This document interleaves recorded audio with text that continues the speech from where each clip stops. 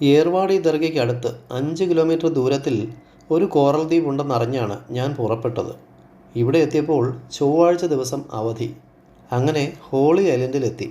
Holy island water sports Rameswaram ക്ഷേത്രത്തിനടുത്ത് 1.5 kilometre ദൂരത്തിൽ. November 2014 ആരംഭിച്ച ഒരു സമുദ്രജല സാഹസിക വിനോദ കേന്ദ്രം. സമുദ്രജലത്തിൽ കാണിക്കാവുന്ന എല്ലാ സാഹസികതയ്ക്കും ഇവിടെ സൗകര്യമുണ്ട്. Wind surfing, snorkelling, coral watching, kayak, jet ski, banana ride, bumper ride എന്നിങ്ങനെ.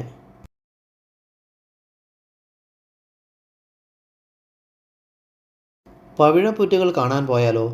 സ്കൂബ ഡൈവിംഗ് അല്ല, ഒരു സാധാരണ ഗ്ലാസ് ബോട്ടം ബോട്ടിൽ അണ്ടർ വാട്ടർ കോറൽ വാച്ചിംഗ്. എല്ലാ സമുദ്രത്തിലും ഇല്ല. ഇന്ത്യയുടെ തെക്കുകിഴക്കൻ ഭാഗങ്ങൾ, ആൻഡമാൻ ആൻഡ് നിക്കോബാർ ദ്വീപുകൾ, തെക്കുകിഴക്ക് ഏഷ്യൻ ദ്വീപുകൾ, ലക്ഷദ്വീപ്, ആസ്ട്രേലിയയുടെ വടക്കുകിഴക്കൻ ഭാഗങ്ങൾ എന്നിങ്ങനെ ലോകത്താകമാനമുള്ള സമുദ്രജലത്തിൽ 1% ഭാഗത്തിൽ മാത്രമാണ് പവിഴപ്പുറ്റുകൾ കാണാൻ കഴിയുന്നത്. അതിലെ അതിശയോക്തി എന്തെന്നാൽ സമുദ്രജീവികളിൽ 25% ഈ 1% വരുന്ന പവിഴപ്പുറ്റുകളിലാണ് ജീവിക്കുന്നത്. തീരത്തോട് ചേർന്ന് ആഴം കുറഞ്ഞ കടലിലാണ് ഈ കോറലുകൾ, അതായത് പവിഴപ്പുറ്റുകൾ സാധാരണയായി കാണുക. അങ്ങനെയുള്ള ഭാഗത്ത് ശരാശരി ആഴം 20 അടി ആയിരിക്കും. കോറലുകളിൽ നിന്നും പുറത്തു വരുന്ന കാൽസ്യം കാർബണേറ്റ് സ്രവത്തിൽ നിന്നുമാണ് പവിഴപ്പാറകൾ ഉണ്ടാകുന്നത്. 1-2 മീറ്റർ മാത്രം വലിപ്പമുള്ള കോറലുകളുടെ ബാഹ്യകവചങ്ങൾ ഒന്നിച്ച് പവിഴപ്പുറ്റായി മാറുന്നു. നമസ്കാരം, എല്ലാവർക്കും സ്വാഗതം. പ്രയാണം തുടരുന്നു ഇന്ത്യൻ മഹാസമുദ്രത്തിലേക്ക്. ഒരു കോറൽ വാച്ചിങ്. കോറൽ വാച്ചിങ്ങിന് പോകാൻ 200 രൂപയുടെ ടിക്കറ്റ് എടുത്തതിന് ശേഷം ഏകദേശം 1.5 കിലോമീറ്ററോളം കടലിലൂടെ നടന്നു വേണം ഗ്ലാസ് ബോട്ടിൽ കയറാൻ. ജലനിരപ്പ് കുറവായതിനാൽ ഗ്ലാസ് ബോട്ടിൻ്റെ അടിഭാഗം പാറകളിൽ തട്ടി ഉടയുവാൻ സാധ്യതയുള്ളതിനാലാണ് ഇങ്ങനെ. സ്ഫടികം പോലെ തെളിഞ്ഞ വെള്ളത്തിൽ കടലിലൂടെയുള്ള ഈ നടപ്പും ഒരു പ്രത്യേക അനുഭവമാണ്. കോറൽ വാച്ചിങ്ങിന് ബോട്ടിൽ എന്നോടൊപ്പം മറ്റൊരു ഫാമിലിയും ഉണ്ടായിരുന്നു.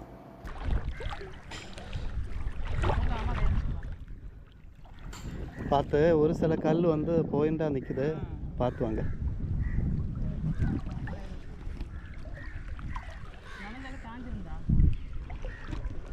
ஃபைவ் மினிட்ஸ் அவ்வளோதான். இந்த வெயிலில் சீக்கிரம் காஞ்சிடும்.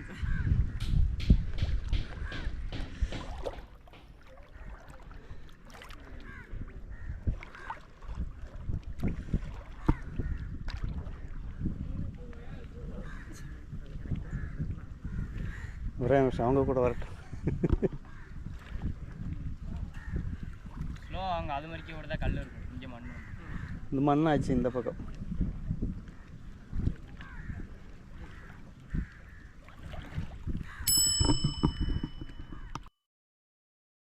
രണ്ട് ദിവസം മുമ്പുണ്ടായ ചെറിയ മഴയിലും കാറ്റിലും വേലിയേറ്റം മൂലം ജലനിരപ്പ് ഉയർന്നു എന്ന് പറയുന്നു. இந்த பக்கம் கடல் ஏறிட்டு எவ்வளோ நாளாச்சு?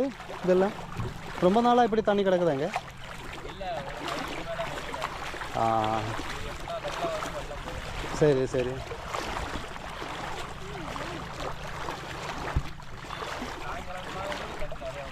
ஆ, மத்தியானத்து மேலே அந்த லெவலுக்கு வந்துடுமா?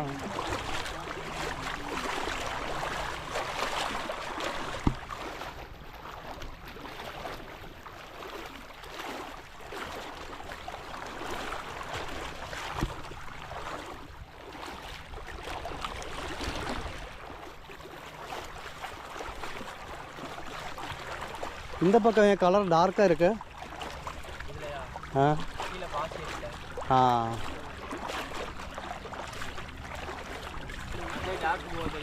ஆமாம். ஓகே. ஆ,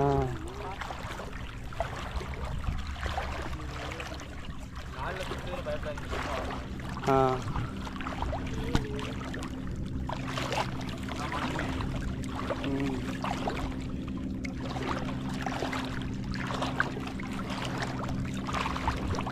இந்த தண்ணியில் கடல் உயிரினங்கள் எதுவும் இருக்காது இல்லையா? இருக்குமா? எல்லாம் வருஷ தண்ணி தான். ஆ, இல்லை கேட்டது சால்ட் வாட்டர் தானே, அதனால தான் கேட்டேன். ஃபிஷ்ஷு ஓகே, வேறு ஏதாவது எல்லாமே இருக்கும்.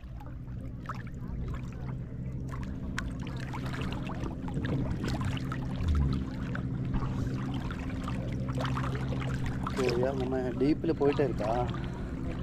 அப்புறம் வந்து அங்கனைட்ட சாண்ட் மண்ணுത്തിട്ട് ആ ഞാൻ അകത്തേക്ക് വരുമ്പോൾ ഒരു ബോർഡിൽ എഴുതിയിരിക്കുന്നത് കണ്ടു. 11:50 മുതൽ 27 മിനിറ്റ് വേലിയിറക്കം, 2 മണി മുതൽ 40 മിനിറ്റ് വേലിയേറ്റം. തെക്ക് കിഴക്ക് ദിശയിൽ മണിക്കൂറിൽ 14 കിലോമീറ്റർ മുതൽ 24 കിലോമീറ്റർ വരെ വേഗതയിൽ കാറ്റുണ്ടാകും എന്നിങ്ങനെ. 11:50 മുമ്പ് പവിഴപ്പുറ്റുകൾ കാണാൻ പോയാൽ ഏകദേശം 1.5 കിലോമീറ്റർ നടന്നാൽ മതി. വേലിയിറക്കമായാൽ വീണ്ടും ജലനിരപ്പ് താഴുമ്പോൾ ബോട്ടിൽ കയറാൻ കൂടുതൽ ദൂരം കടലിലൂടെ നടക്കേണ്ടി വരും. தானே கரையில் ஓடிது மண்ணில் மண்ணில் அதுதானே அது ஆ ஓ ரைட்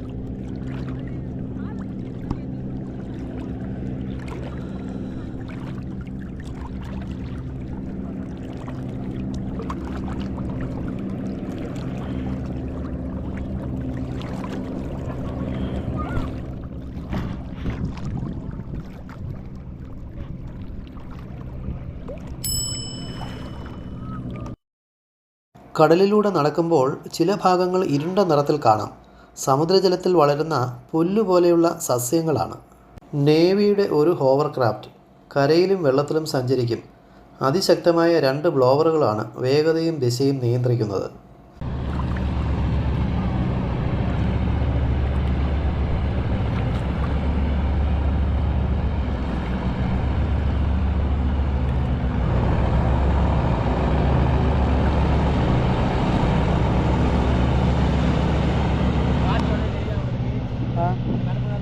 ஆமாம் ப்ளோவர் டைரக்ஷன் மாறும் ஆ ஓகே ஓகே டைரக்ஷன் மாறும் ஓ ஓகே ஓகே ஓகே ஓகே புரியுது ஆ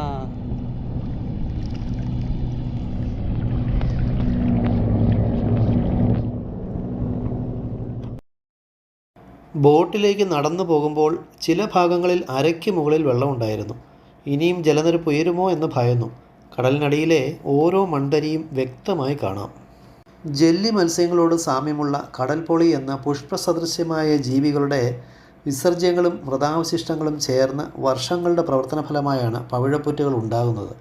പവിഴപ്പുറ്റുകൾ ഉള്ള ഭാഗം പൂന്തോട്ടത്തിന് സമാനമായ ദൃശ്യവിരുന്നാണ് ഒരുക്കുന്നത്.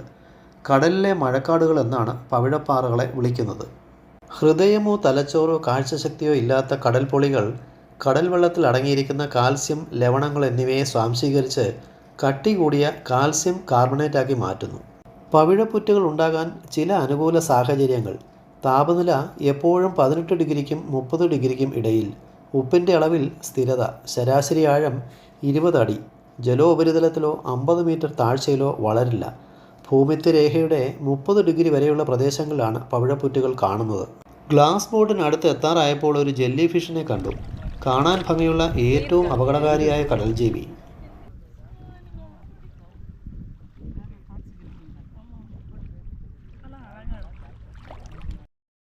ഫൈബർ ബോട്ടിൻ്റെ അടുത്തെത്തി.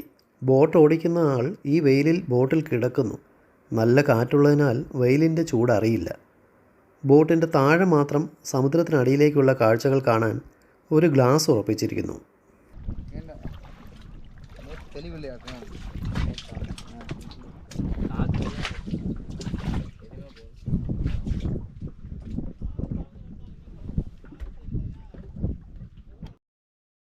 ബോട്ടിൻ്റെ നങ്കൂരമെടുത്ത് അകത്ത് വെച്ച് ബോട്ട് പുറപ്പെടാൻ തയ്യാറായി. എൻ്റെ കൂടെ ഉണ്ടായിരുന്ന 2 സഹസഞ്ചാരികളെ കൂടെ കാണാം. 3 തരം പവിഴപ്പുറ്റുകൾ ഉള്ളതായിട്ടാണ് അറിയുന്നത്. കടൽ തീരത്തിനോട് ചേർന്ന് ആഴം കുറഞ്ഞ പ്രദേശങ്ങളിൽ കാണുന്നത് തീരപ്പുറ്റ്, ഫിഷിംഗ് റീഫ് എന്നും പറയും. ഇവ കിലോമീറ്റർ നീളത്തിൽ കാണാം. കരയിൽ നിന്നും ഏതാനും മീറ്ററുകൾ മുതൽ 1.5 കിലോമീറ്റർ വരെ കടലിലേക്ക് തള്ളി നിൽക്കും. കരയിൽ നിന്നും അകലെ സ്ഥിതി ചെയ്യുന്ന പവിഴപ്പുറ്റ് നിരയാണ് പവിഴരോധിക, ബാരിയർ റീഫ് എന്നും പറയും. കരയ്ക്കും ഈ പവിഴപ്പുറ്റ് നിരയ്ക്കും ഇടയിൽ ഒരു ജലാശയം തന്നെ ഉണ്ടായിരിക്കും. ഉൾക്കടലിൽ പവിഴപ്പുറ്റ് നിരകൾക്ക് നടുക്ക് നീലനിറത്തിൽ ജലാശയം ഉണ്ടായാൽ അങ്ങനെയുള്ള പവിഴപ്പുറ്റുകളെ പവിഴദ്വീപ് വലയം, അറ്റോൾ എന്ന് പറയും. ബഹിരാകാശത്ത് നിന്നും കാണാൻ സാധിക്കുന്ന ലോകത്തിലെ ഏറ്റവും വലിയ പവിഴപ്പുറ്റ് ശേഖരമാണ് ആസ്ട്രേലിയയിലെ ഗ്രേറ്റ് ബാരിയർ റീഫ്. വടക്ക് കിഴക്കൻ ആസ്ട്രേലിയയിലെ ക്വീൻസ്ലാൻഡ് തീരത്ത് സ്ഥിതി ചെയ്യുന്നു. 20,000 വർഷത്തെ പഴക്കം കണക്കാക്കുന്ന 2600 കിലോമീറ്റർ ദൂരത്തിൽ 900 ദ്വീപുകളിലായി 3,44,000 ചതുരശ്ര കിലോമീറ്റർ ചുറ്റളവിൽ 3000-ൽ പരം പവിഴപ്പുറ്റുകൾ വ്യാപിച്ചു കിടക്കുന്നു. ഫൈബർ ബോട്ടിൻ്റെ ഗ്ലാസ്സിലൂടെയുള്ള സമുദ്രത്തിൻ്റെ അടിയിലെ കാഴ്ചകൾ ആഴം കുറവായതിനാൽ സാമാന്യം വ്യക്തമായിരുന്നു. തീരത്തു നിന്നും 3 കിലോമീറ്റർ സഞ്ചരിക്കണം പവിഴപ്പുറ്റുകൾ ഉള്ള ഭാഗത്ത് എത്തിച്ചേരാൻ.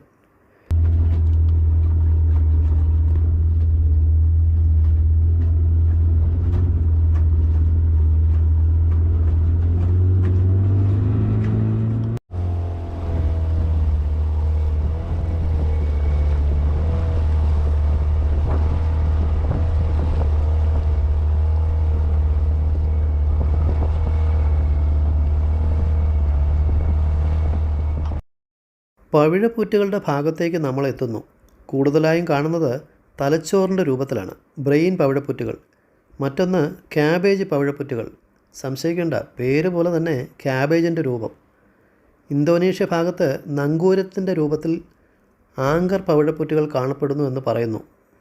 കലമാൻ കൊമ്പിൻ്റെ രൂപത്തിലുള്ള സ്റ്റാഗ് ഹോൺ പവിഴപ്പുറ്റുകൾ, കൂണിൻ്റെ ആകൃതിയിലുള്ള മഷ്റൂം പവിഴപ്പുറ്റുകൾ, നക്ഷത്രത്തിൻ്റെ ആകൃതിയിലുള്ള സ്റ്റാർ പവിഴപ്പുറ്റുകൾ എന്നിവയും കാണാം. സൂസാന്തല്ലെ എന്ന വളരെ ചെറിയ പായലുകൾ പവിഴപ്പുറ്റുകളിൽ വളരുന്നു. ഇവയിൽ നിന്നും പവിഴപ്പുറ്റുകൾക്ക് ആവശ്യമായ ഓക്സിജൻ ലഭിക്കുന്നു. പകരം പായലുകളുടെ വളർച്ചയ്ക്ക് ആവശ്യമായ കാർബൺ ഡൈ ഓക്സൈഡും മറ്റു മൂലകങ്ങളും പവിഴപ്പുറ്റുകൾ നൽകുന്നു. ഗ്ലാസ് ബോട്ടം ബോട്ട് യാത്രയിൽ പവിഴപ്പുറ്റുകളെ കാണാൻ സാധിക്കുമെങ്കിലും അവയുടെ വർണ്ണവൈവിധ്യങ്ങൾ അറിയാൻ മാർഗമില്ല.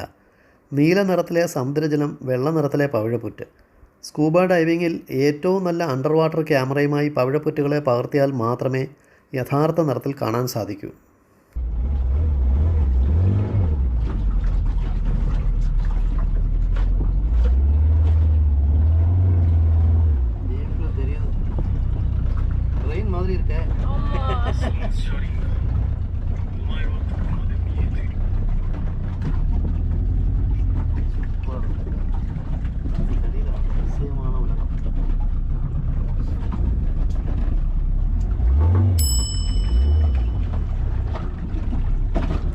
സുനാമി മൂലമുണ്ടാകുന്ന വലിയ തിരമാലകളാലും നക്ഷത്ര മത്സ്യങ്ങൾ ആഹാരമാക്കുന്നത് മൂലവും മനുഷ്യൻ കടലിൽ തള്ളുന്ന പ്ലാസ്റ്റിക്, കപ്പലുകളിൽ നിന്നും പുറത്തേക്ക് ഒഴുകുന്ന എണ്ണ, അക്വേറിയങ്ങളിൽ സൂക്ഷിക്കാൻ പവിഴപ്പുറ്റുകൾ ശേഖരിക്കുന്നത് മൂലം പവിഴപ്പുറ്റുകൾക്ക് നാശം സംഭവിക്കുന്നു. ബാക്ടീരിയകൾ മൂലം ഉണ്ടാകുന്ന വൈറ്റ് ബാൻഡ് രോഗവും ബ്ലാക്ക് ബാൻഡ് രോഗവും പവിഴപ്പുറ്റുകളെ നശിപ്പിക്കുന്നു. ഇന്ന് കാണുന്ന പവിഴപ്പുറ്റുകളെല്ലാം 8000-ൽ പരം വർഷങ്ങളുടെ പഴക്കം കണക്കാക്കപ്പെടുന്നു. നിസാരങ്ങളായ പവിഴജീവികളുടെ ലക്ഷക്കണക്കിന് വർഷങ്ങളുടെ അധ്വാനം കൊണ്ടാണ് ലക്ഷദ്വീപ് പോലെ ലോകത്തിലെ ഒട്ടനവധി ദ്വീപുകൾ രൂപം കൊണ്ടത്. The structure and distribution of coral reef 1842-ൽ ചാൾസ് ഡാർവിൻ പവിഴപ്പുറ്റുകളുടെ രൂപീകരണവും വർഗീകരണവും സംബന്ധിച്ച സിദ്ധാന്തങ്ങൾ ആദ്യമായി പ്രസിദ്ധീകരിച്ചു.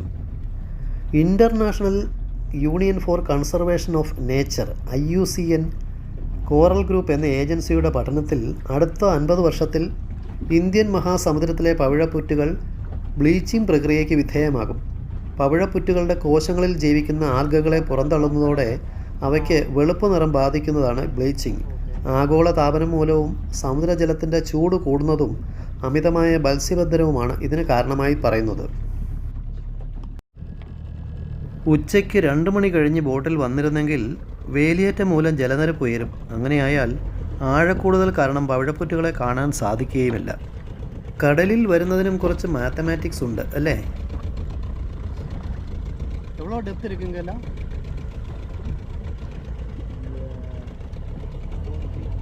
அவ்வளோதானா?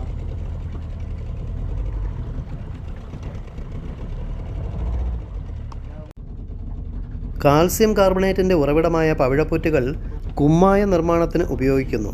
കൂടാതെ പലരുടെയും വീട്ടിലെ ഷോക്കേസിലെ കൗതുകവസ്തുവായും.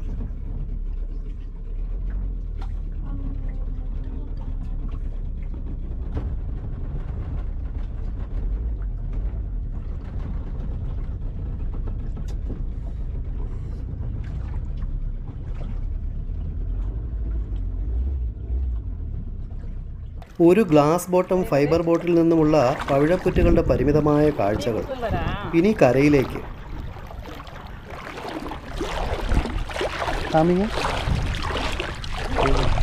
கையில் ஃபோட்டோ எடுக்கக்கூடாது அப்படியா? தொடக்கூடாது அது.